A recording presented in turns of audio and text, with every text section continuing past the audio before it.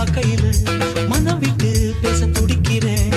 ஒரு கதை தானே நடக்குது, உள்ள கதை உள்ள முழிக்குது.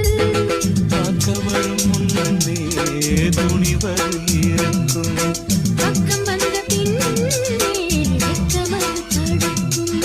சிப்பிக்குள்ள முத்தம் போல நெஞ்சுக்குள்ள காதல மூடி மூடி வைப்பதும் ஏனோ. தொண்டக்குழி வரைக்கும் அலையின வார்த்தையும் வந்து வந்து திருப்புது ஏனோ. சொல்லாமத்தானே இந்த மனசு தவிக்குது.